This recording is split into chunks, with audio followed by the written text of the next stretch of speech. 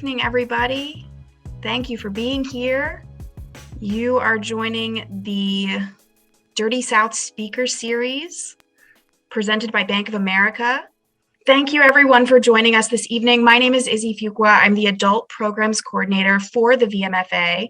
And as I said before, you are joining this evening for the Dirty South Speaker Series presented by Bank of America, specifically on SLAB culture. And with that, Valerie, I will turn it over to you. Great.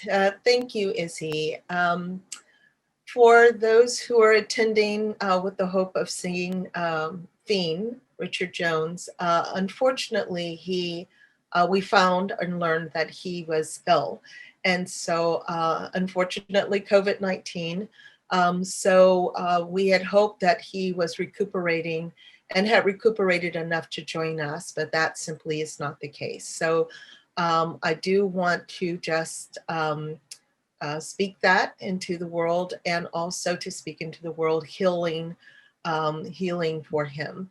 And so do join me in daily meditation and hoping that he does have a full recovery. We did not, however, want to not move forward with the program given the short notice. And so Langston has been very generous in allowing me the opportunity to be in dialogue with him. And hopefully we will tease out, maybe not to the extent of what he and Fiend could have done in this format, but tease out some ideas that we hope to bring to the fore with the discussion. So by way of introduction, I just want to bring in Langston, who is also a native Houstonian, I have to tout that, and also went to the University of Texas at Austin, which is my former alma mater as well. He is currently the director for the Center of Washington Cultural Traditions. After receiving his degrees, his master's and PhD from Indiana University, it really sort of made sense that he would be working in this capacity. His specialty, of course, being ethnomusicology, looking specifically at African-American culture, folklore, and its manifestation in hip hop. And with that, also looking at SLAB culture. Very excited to announce that in the near future, you will see a publication that he's currently working on about Houston and hip hop culture. So with that, we can bring Langston onto the platform and begin our conversation. Hi, Langston. Hey, how you doing? Very, very good. So we are winging it. We are chopping and screwing all of this together, as they say, in honor of our DJ Screw, our feather brethren from Houston. And one of the things I also was very interested in knowing, and well, really just speaking about to Langston, was your involvement in honoring SLAB culture in Houston. Can you talk a little bit about your work with Houston Arts Alliance and with Angel Quesada and the sort of genesis of the SLAB parade in Houston? Oh, sure. Yeah, maybe 10 years ago, maybe a little less than that, I was out there in Houston, back in my hometown, in my home neighborhood, Harlem Clark, shout out to Harlem Clark, studying the hip hop scene down there and doing field work, hanging out with artists, going to shows. But everywhere I went and every move I made, I would see slabs, right? I mean, they were there. And at that point in time, they weren't part of my research, but as I dug a bit deeper, I felt like there was a big story there that I had to explore. And so I kind of immersed myself in that scene a bit. And one day I was just sitting around thinking, hey, this is a important tradition that had been around at that point for about 40 years, right? But it had no city sanctioned recognition, right, within the city. I mean, this is a city, as you know, with a long-standing art car parade, right? It's a car culture city, but we weren't recognizing the SLAB, right? So at the same time, I was working on a joint fellowship with the Houston Arts Alliance and the Houston Museum of African American Culture, I was doing some field work within the African diasporic communities in Houston. And I just said, hey, maybe they would be interested in doing some sort of SLAB event. So I met with Pat Jasper and Angel Casada over at the Arts Alliance and John Guess at the Houston Museum of African American Culture. And surprisingly, they were all in for it. So yeah, I worked with them for about a year to organize the SLAB Parade, the Houston SLAB Parade and Family Festival. It took place on October 20th, 2013. And it was a massive, massive event right there at McGregor Park near South Park, right? Which was for a long time like a central SLAB hub. So yeah, and I think, since then SLAB is just moved more towards the center of the cultural narrative in Houston. And I'm certainly proud to have been a part of that. That's really beautiful. And, I love the framing of the SLAB culture coming out of Houston, because Houston is, as with many Southern cities, it's a very car culture driven city. Mm-hmm. And when I think about SLABs, I think about them also in a very Southern aesthetic tradition. This idea of taking something and creating something extraordinary about them, taking the rust bucket with wheels and really transforming it bit by bit. Oftentimes, the people engaged in SLAB culture are, young, the youth, mostly men. And, these are hourly wage jobs that, people stack up their money and just buy, the grill, get the paint job. And, so really framing it out of a sense of folk culture, really seeing it as an urban art form, but one tied to things like assemblage, which is so heavily present in African-American Southern culture. You've studied folklore, and I'm wondering, beyond the SLAB, have you seen those sort of correlations and parallels? Oh, absolutely. Yeah. And I think, and that's why I was so excited about this exhibit, because I'm like, yes, SLAB firmly fits in with the larger framework and tradition of African-American folk culture and folk creativity. Absolutely. Making something out of nothing, taking what you have, no matter how it looks, and transforming it into something absolutely beautiful. That's the essence of SLAB culture. We can see it in our dress traditions. We can see it certainly, in our music, and we'll probably talk about that, but certainly that's a core part of hip hop culture. So it's hard to pinpoint particular like examples, because I think that general idea is so much a part of our heritage and our traditions, and SLAB is certainly a part of that. Mm-hmm, absolutely. The other elements, looking at it from that framing, and I also, because part of the argument I like to make about putting this particular vernacular folk art, which I love framing it as, a sort of intuitive intellectualism, because I oftentimes think when you say folk or when you say vernacular, it's disconnected from the intellectual element to it, which is so heavily present. But I also like looking at these works in terms of quote unquote high culture and high art. I see paint jobs is really, and the composition of these slabs is really on par with, minimalist sculpture and, painting, and performance, because there is such a performative, heavily performative aspect to this. So, the whole moniker of the SLAB, it's not a moniker, it's really the acronym of SLAB. Do you want to talk about, where this acronym comes from, and were there other genesis before the term SLAB itself?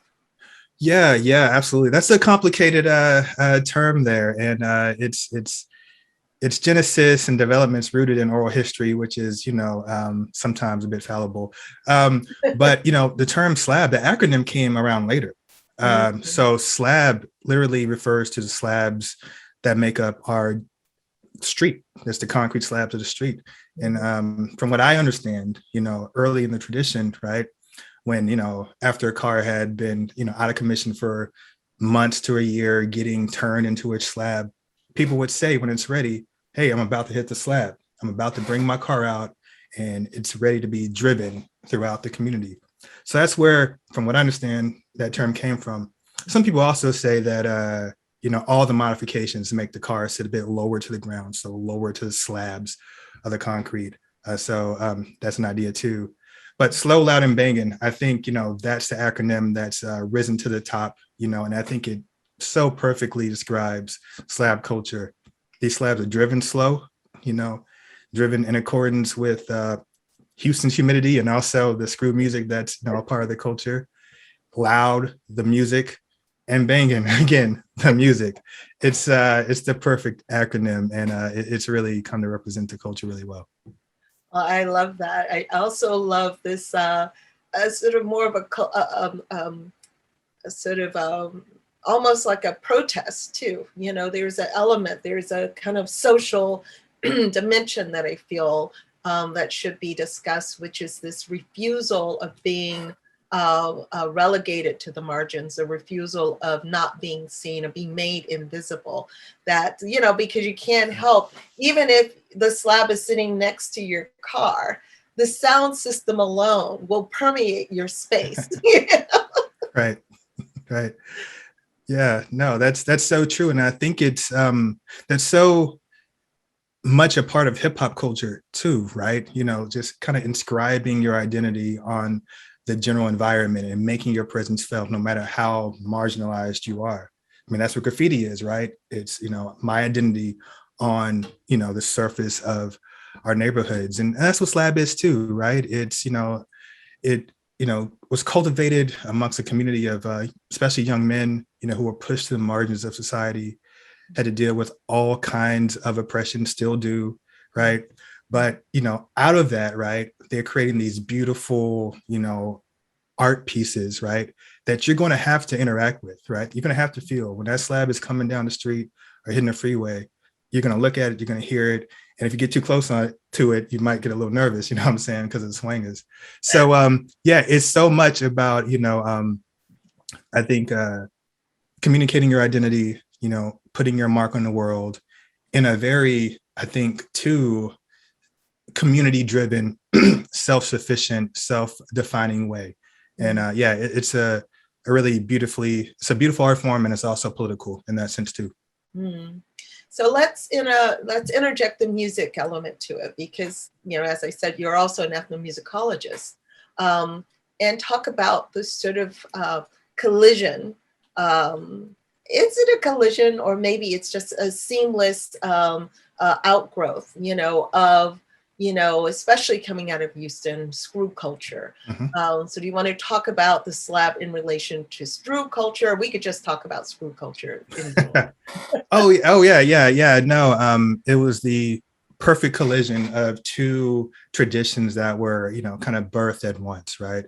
So you have the south side of Houston, which is a collective of Black neighborhoods, kind of south and southeast of downtown Houston.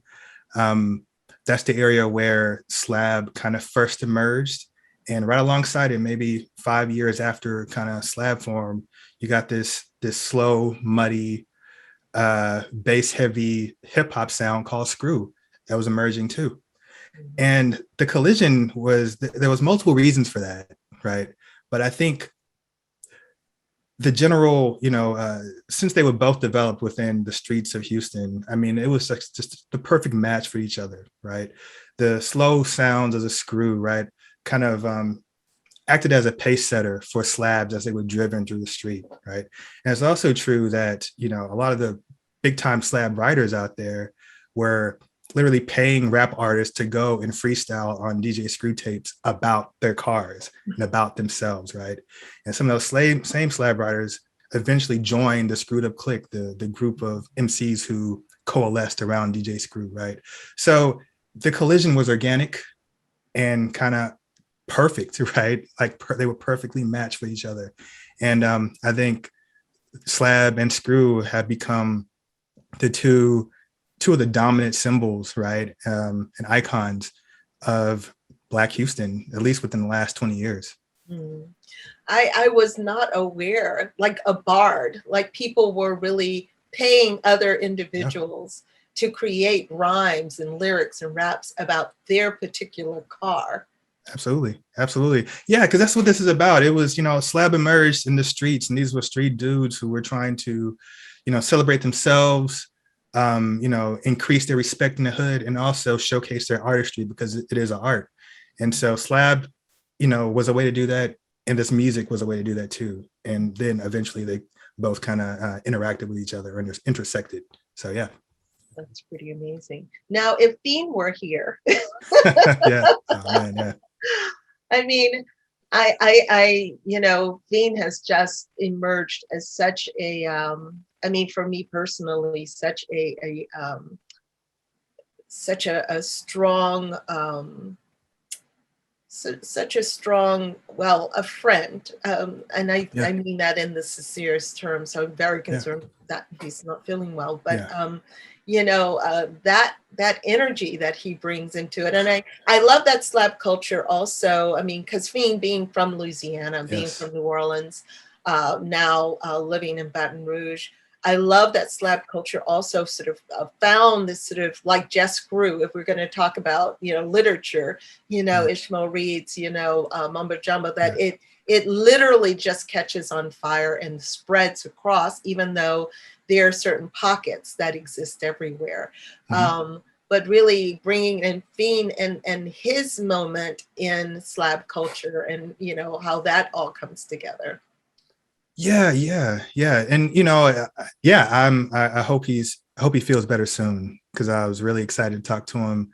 Yeah. When I think about slab culture, even car culture, I go all the way back to actually the north side of Houston and hanging out with my uncle who was young at the time, and he had a custom Cadillac, not a slab, but a custom Cadillac, and a big giant music collection. And Fiend was a part of that, right? So I mean, so yeah, I mean, slab culture has spread across the country. I mean, throughout Texas into Louisiana.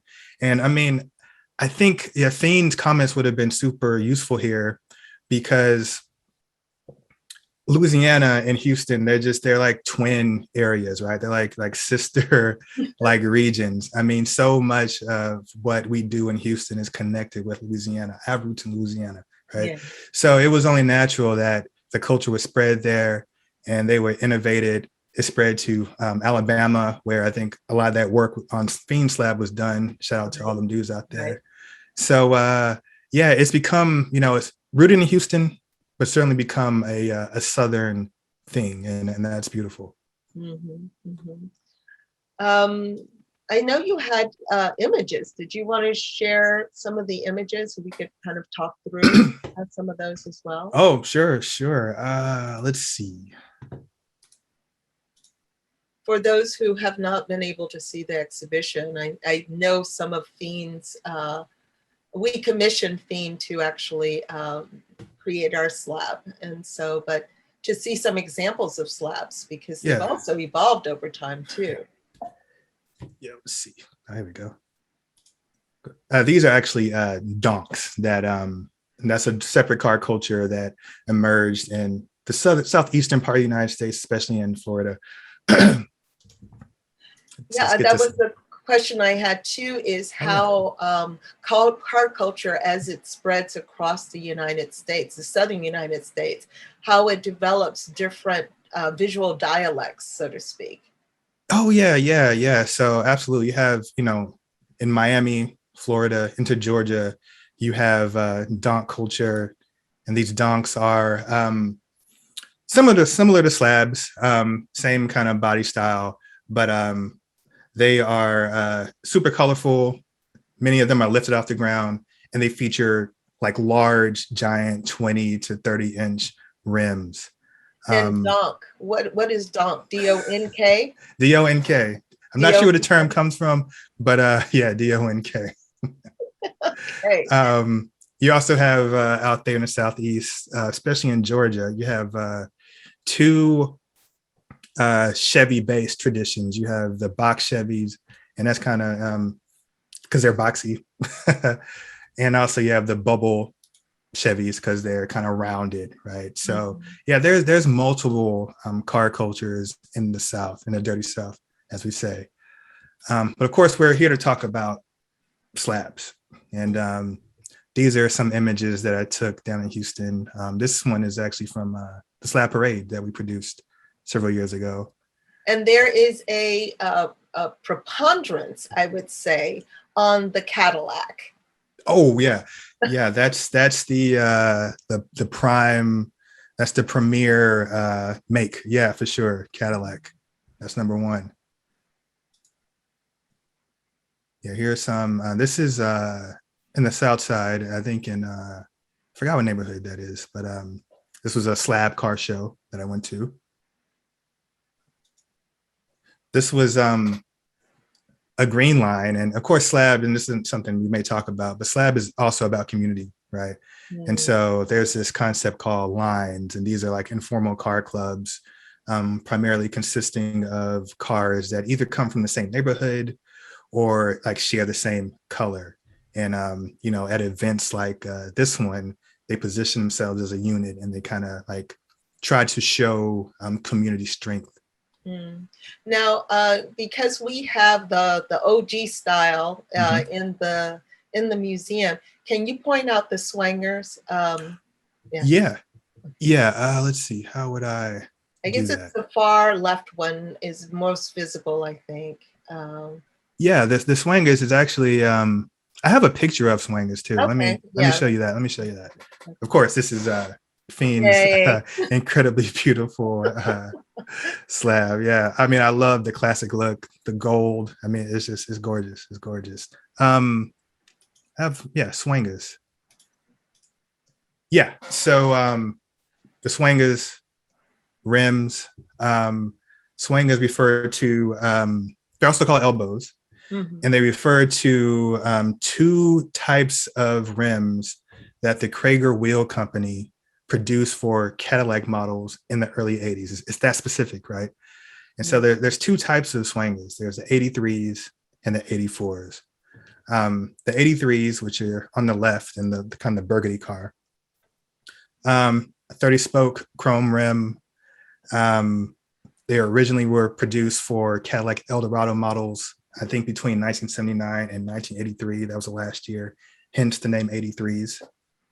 The 84 is a picture on the left, the ones that poke out really far. The 84 is slightly modified version of the 83s, and they were only produced for 1 year and became super scarce in the streets, and therefore super, super popular.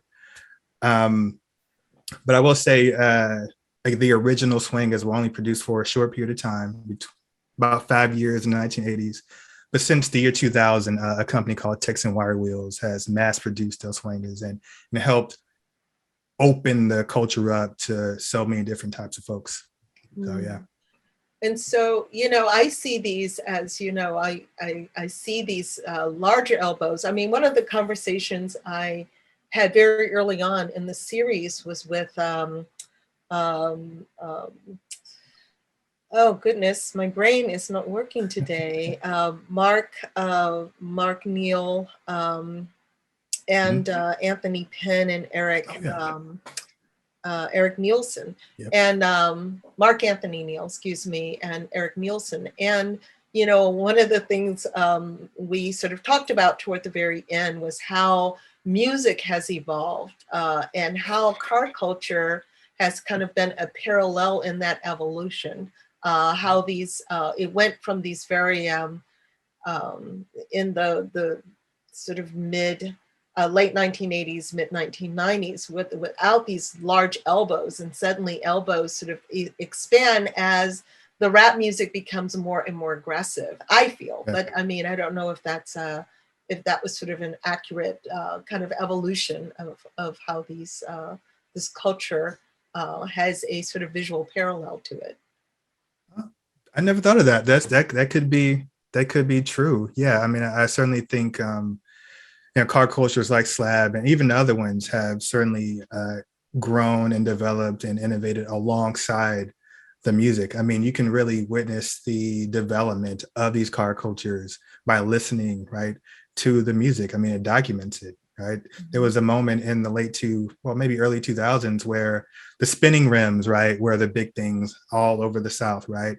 And, you could hear that in the music. It drove the music and the music drove it. So yeah, there's certainly parallels. Absolutely.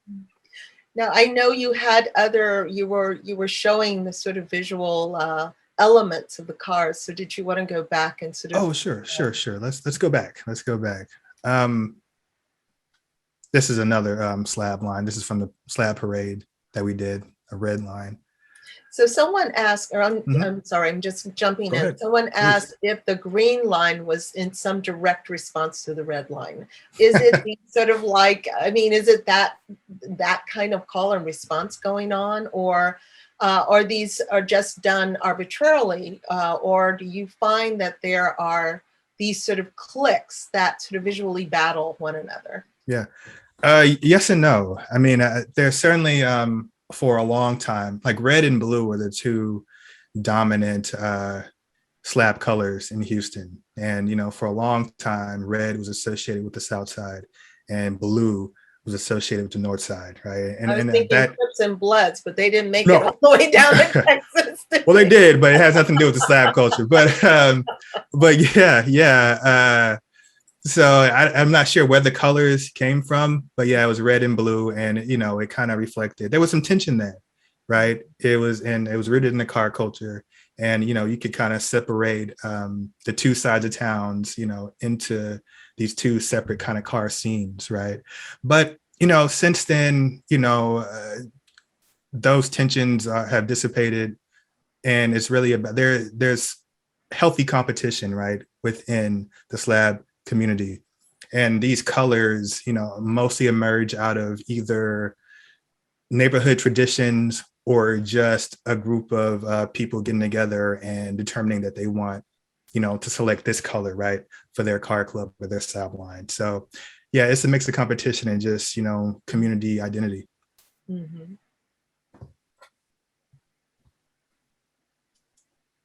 Yeah, so just to talk a bit about, aesthetics, we talked about the swangos already, but, SLAB interiors typically feature things like leather seats, wood grain dashboards, and custom steering wheels. And also not pictured are the sound systems in the trunk, which are, super powerful. They're driven by multiple batteries and literally are meant to knock pictures off the wall when driven down the street, right? Yeah.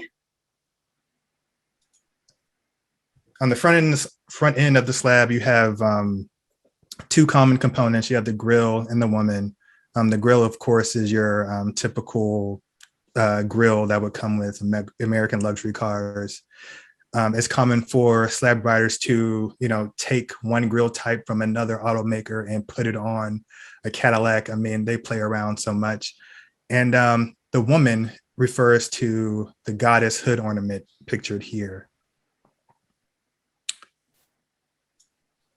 Moving to the back end, you have this fifth wheel and bumper kit. The fifth wheel is essentially a swanger or rim that's cut and enclosed in this, I think it's fiberglass casing, and it attaches to the trunk via what's known in the community as a bumper kit. I think some people call it a continental kit, but that allows it to attach to the trunk. And yeah, those are the two central components of the back end. Also important are the belts that on our either side of the trunk. Those are chrome belts. And again, this is all aesthetics. Mm-hmm. Yeah, and also some SLABs have these elaborate neon LED or glass displays in their trunks. Typically, SLAB riders use these things called actuators, that allow them to remotely pop their trunk to reveal these signs that communicate really direct or explicit messages to people within their community or even outside their community. It's typical for these displays to communicate memorials for people who've passed away in the community, celebrate different events and things like that. So it's a way to communicate to the outside world. And yeah, and the swangers, the elbows, that's truly what distinguishes slab culture from other urban car cultures in the South and throughout the country. The swangers are a slab thing. Other car cultures have other types of rims. So swangers, that's a slab. So, So yeah, yeah, but because back to this notion of, I mean, um, there's certainly a West Coast sensibility, and oftentimes people will ask, well, what differentiates the kind of car culture coming out of the West Coast yeah, with the Southern? Um, and before, I mean, you could clearly point out, well, West Coast has the hydraulics, and it's this and it's that. But I noticed in the South there are cars more and more or less that are starting to use hydraulics, especially like in Miami. You see that quite a bit. Um, absolutely. so are there, I mean, I know the swangas and the elbows are very much the Southern tradition. Are there other modes that one sees visually that distinguishes a particular culture from the other, particularly the Southern versus, say, West Coast? Yeah, I think, and like you said, I think as time has gone on, these cultures have kind of, interacted with each other and kind of mixed in with each other. But yeah, I think, obviously hydraulics is certainly part of lowrider culture, right? On the West Coast and also in the South, because there's certainly a strong lowrider community in Houston amongst Yeah. the Mexican Americans there, Yes. right? And it has influenced slab culture, and slab culture has influenced it. But I think if you move, eastward into the Southeast, right, and it kind of, that's what I was talking about earlier via the donks and the bubbles. It's really different kind of things that will mark the difference between the different car cultures, right? But I think, rims are certainly important, right? A donk is not going to have swangers on it, right? It's going to have Dayton's or something else, and it's going to be much bigger in diameter than the swangers, right? So, I mean, it's hard to pinpoint, particular things. It's just, there are multiple ways to distinguish these different car cultures from one another. Well, I'm glad you brought in the conversation around what was initially Chicano and now kind of Latinx cultures, and how they lowrider culture. The fact that we've been talking about the African American South, but I've also been talking about the Dirty South as a real amalgamation of cultures coming together. And so Latin culture, given the fact that Houston and Texas was actually a part of Mexico at one point. Yes. There's a very large Mexican American community, and there's a lot of overlap, particularly when you get into areas of South Park, Houston, Yes. which is where DJ Screw resided. There is a lot of overlap. In fact, I'm forgetting his name, who was a Chicano rapper, Mexican rapper that was, I don't know if he's part of the Screwed Up Quick or not. You're talking about South Park Mexican or? Yes. Yeah. So, that there is definitely the overlaying of cultures and the amalgamation of cultures. Even though we're talking about the African American South, we know it is not hermetically sealed, that it's very porous. And Yes. Oftentimes that binary gets framed as black and white, and it really isn't. It's No. everything. Everything. So yes. Absolutely.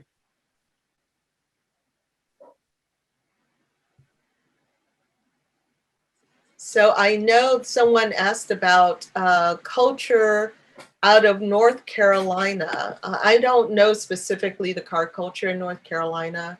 I know there's certainly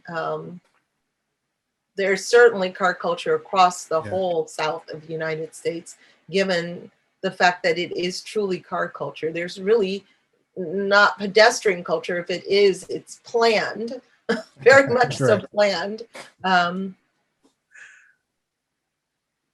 I didn't know if you had any ideas or any information about sort of Durham or Raleigh or any other. I wish I did. I mean, I'm certain that they have their own, unique car culture out there that was cultivated, based on just community history and experience. But I'm not sure what it is, but I'd love to know for sure. Absolutely. Well, someone wrote that they have Donks in North Carolina. Oh, so yeah, for sure. You have it. Oh, yeah. And then, of course, the idea about, this idea of resistance and almost intimidation of seeing these slabs on the street, and those elbows. I mean, I know legally there are limitations of how far they can go out. Um, I'm not sure how many inches that would be, but they are legal on the streets to drive these slabs with swingers. Absolutely. Like even this one on the right, this teal one. Yeah, those are street legal. Yeah. Mm-hmm. Sorry, I'm starting to blend in some of the questions and from the chats that we're getting. So this notion about community, I mean, before the parade actually took place, because I did grow up in Third Ward. Third Ward has always been a gathering place for African American culture, and primarily South Park. But those living in South Park, which is in a particular region and neighborhood of Houston, Texas, each particular community, I guess Emancipation Park would be in Third Ward. I'm not sure about Fifth Ward, but South Park, regardless, was a meeting place. And sometimes you would have neighborhoods that would come North Side, Fifth Ward, from, First Ward, I mean, from Third Ward and from South Park, because oftentimes South Park became the neighborhood in which people during segregation were primarily prevented from moving into. So the minute you had integration, a lot of people moved from Third Ward. They moved from Freedmanstown. They moved from Fifth Ward into South Park, looking for sort of better homes, Hiram Clark area, better homes, better schools, better amenities for their neighborhood. But yeah, Herman Park becomes such a centralized place. And it's very interesting because it's not a place, a McGregor Park, not necessarily Herman Park, but McGregor Park too. So I know, did we say Herman Park or McGregor Park? I guess that's where my question was going. Oh, it's certainly McGregor Park. Yeah. Yes. Okay. Yeah. It those from Houston know, especially those African Americans know, that's a central social space, right, for the Black communities all over the city. I mean, not just because of the car culture, right? I mean, there's the tennis center there. There's, everything you need, recreationally is right there, and it's big. And so, that's kind of why we wanted to have the first SLAB parade there, right? Because we wanted to situate, SLAB within that history, right? And within that experience, and bring people into that neighborhood. So McGregor Park, that's certainly an important space for many reasons. Yeah. Now, are you aware if because Houston is such a really big on cars, and you mentioned earlier on the Art Car Parade, which is a very big event that happens in Houston. I know that is still ongoing, even though it was disrupted through COVID. Do you know if the SLAB festival is still ongoing? Yeah. The community has, let me say this, there had been SLAB parades, right, long before we did what we did in 2013. The community had always took it upon themselves to celebrate their culture, right? I was just trying to position it, and we were just trying to position it as, a civic tradition, right? And so since then, there is SLAB holiday like every year at I think a brewery in downtown Houston. So and there's other SLAB events throughout the year. So the community has certainly continued the tradition and continued to celebrate the tradition in major ways. And now there's SLABs in the Art Car Parade.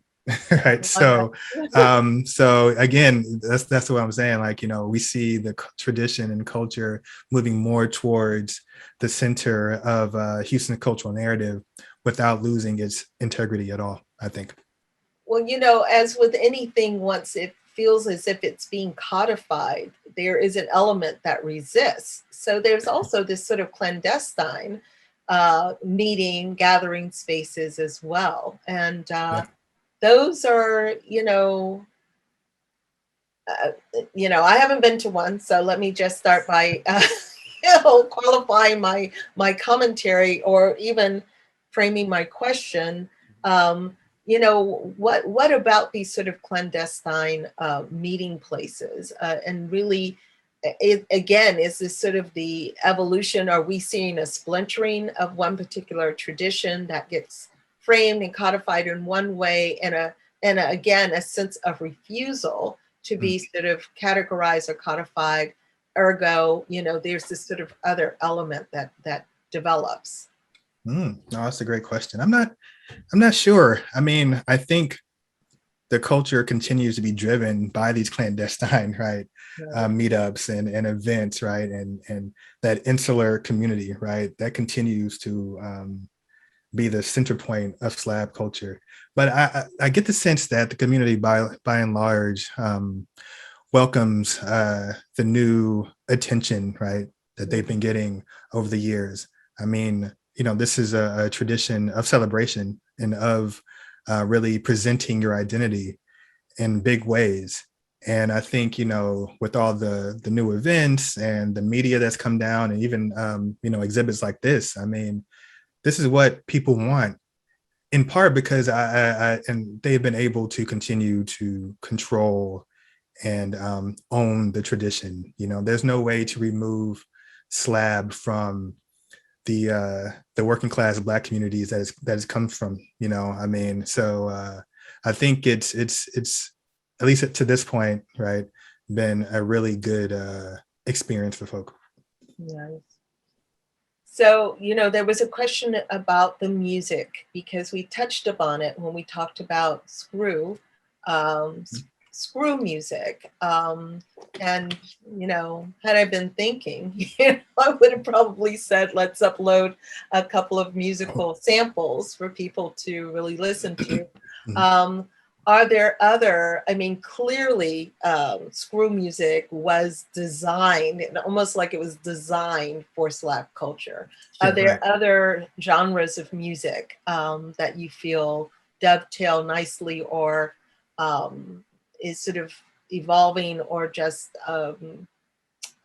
comfortably sit alongside of SLAB culture as well? Oh, that's a great question. Yeah, I mean, the screw remains, the central musical, component of SLAB culture. But even connected with that, I mean, stuff like Southern soul, right? I mean, I think it's perfectly fit for SLAB culture. Old school R&B, like the OJs or Mays. I mean, this is, music that SLAB riders were playing in their car, right? I think because it, just like screw, that music is atmospheric, right? It's calming, in terms of the pace, and it's just perfect for, the type of cruising, that these guys do in their cars. So, but, screw remains like the central, audio identity of SLAB culture for sure, and other forms of hip hop too, because, that evolves, but screw is central. Where do you see, I know you are working on a book on Houston hip hop culture. I'm curious where your research is taking you in that. Is it more historical, or are you also imagining what the kind of evolution? Seems like Southern hip hop culture has really become ubiquitous to hip hop culture in this moment. Yeah. And I'm wondering, well, I'm just musing aloud, what do you see, and really what are some of the ways that you're framing hip hop culture coming out of Houston, in particular, historically, and maybe pointing toward a future? Yeah. I'm not sure about the future, but I'm trying to frame it as a form of, heritage or intangible cultural heritage, right, for Houstonians. My dissertation and my, eventual book, hopefully, is about how the music emerged out of artists and audiences' connection and love for place, right?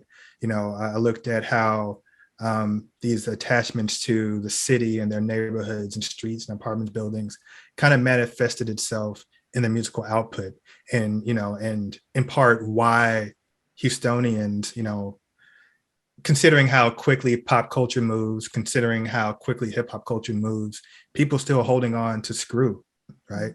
Mm-hmm. So, and I think there's something to that. And so what I'm examining is, hip hop as heritage beyond the commercial aspect, beyond, the mass marketing of it. It's still a folk culture representing a particular community. And that's what I'm trying to explore, even as things innovate and move. So that's kind of what I'm looking at. Nice. Of course, we have been talking about the SLAB as being framed from a space of masculinity and a refusal of being marginalized. But speaking of marginalizing, we were marginalizing women in this course as well. So thank you for your question. Where is the feminine? Where is the female dimension in SLAB culture? That's a great question. I think that's something, I'm continuing to explore.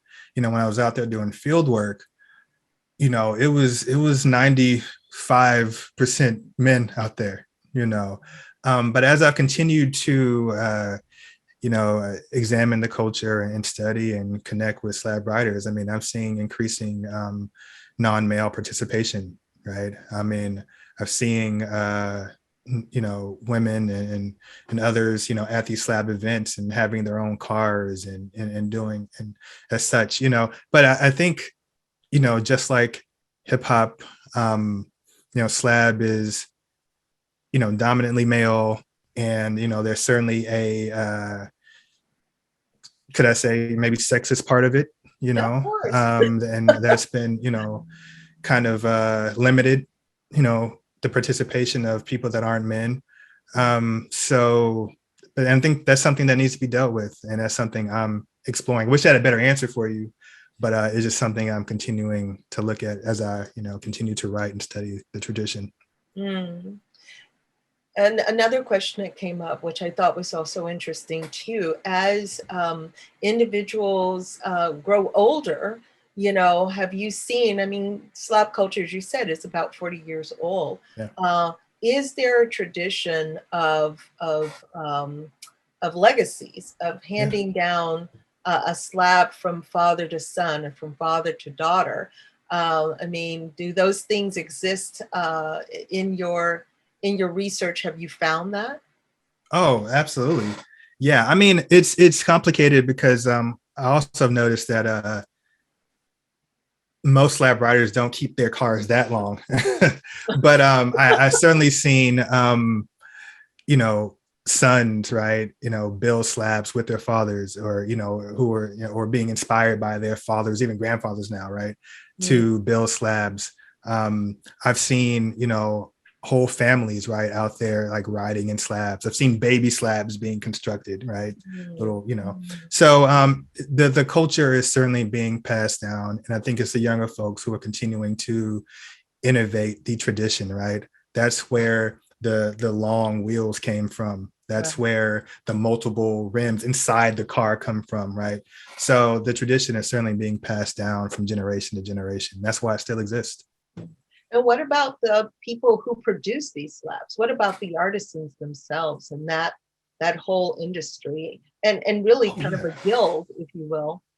Yeah. And that's one of my favorite parts of this story is these community artisans, right? Who are, took it upon themselves to, learn how to construct these SLABs, via these apprenticeships that they had with people in their community, right?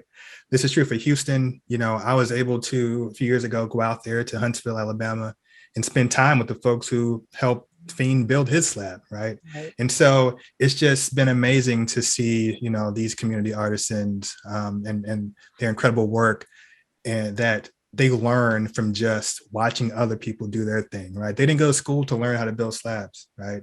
They took it upon themselves and worked in their own backyards and in community spaces to learn how to produce these, you know, beautiful art pieces. So yeah, major shout out to them. Nice. And another question came specifically in looking at Texas and the Houston area. We've mentioned Houston primarily for the SLAB culture. Are there other adjacencies, other cities nearby or far that had its own sort of like groundswell of car culture, SLAB culture? Oh yeah. I mean, Austin, Texas, for sure, has a long tradition. I'm doing some work out there. We're having an event later this month, in fact, about slab culture. Yeah, Austin, Louisiana, throughout areas like Baton Rouge, into Oklahoma. Just thinking about the slab parade, there were people from, Oklahoma, Louisiana. I know there's Montreal, Canada has a small slab scene. So yeah, it's getting around there. But I think in terms of like these strong pockets, you're looking throughout Texas, into Oklahoma, and into Louisiana, especially, and Alabama too. Right. Well, this has been really wonderful. I mean, I think I love this sort of combination of the conversation really sort of hovering between the visual manifestation of what is oftentimes the more ethereal and tangible sonic. And that's really what the exhibition is about, is this conversation that takes place between the intangible and how what is kind of present in the intangible is manifested in the static. And I think certainly slab culture, car culture in the South is really the sort of next wave of that culture. Yeah. I want to thank you so much for your time. Thank you. I think I've managed to put all the questions out there that have been asked. There's one last one, which talks about the Motor City itself, which is Detroit. And whether one of the things I think is very interesting to point out too is how much of the South is considered up north. You know what I mean? That there is a Southern culture up north because it's simply the migration and the transplantation of cultures, Southern cultures in the North. So given the Motor City, given the fact that that was, a town which, cars rolled off the factory lines and into the streets themselves, what of that as being, does it have its own origin of slab culture? Is it recognizable in the kind of framing of how we're talking now? No, that's a great question, and I'm not sure. I know I do think Detroit has its own particular type of Black car culture. Someone told me that when I did another slab talk before. But if you go into, and I spent time in the Midwest in Indiana. I mean, if you step foot into those Black neighborhoods in Indianapolis or Detroit or Fort Wayne or Chicago, I mean, to me, it feels like I'm back in the South, right? And when I look and I see the cars, I mean, yeah, it feels like the South. So I think there's some strong connection. I mean, obviously the Great Migration took us all over, the Midwest and into the East Coast and West Coast. So it's not surprising that, these Black car cultures have emerged there as well. Sure. Great. Well, with that, I want to thank you again, Langston, for your flexibility. This was completely off the cuff. Thank you for, just being generous of spirit and generous of heart. And thank you to our audience who've hung in there. They've asked for more pictures. They've asked for music. I was like, oh, we just sort of threw this together. I'm filling in for Fiend. I mean, I'm not trying to fill in for him, but I'm in his stead. And so this could have gone a very different way. But I'm grateful for the time to converse with you, and just, yeah, thank you again. Thank you. Thank you. Well, if I could jump in too, thank you so much, Langston and Valerie, for your time tonight. This was wonderful, and especially to address an aspect of the exhibition that greets you on the way in. So really appreciate your time and expertise. So thank you, everyone. And again, thank you so much to our speakers. I hope everyone has a wonderful night. Thank you, Izzy. Good night.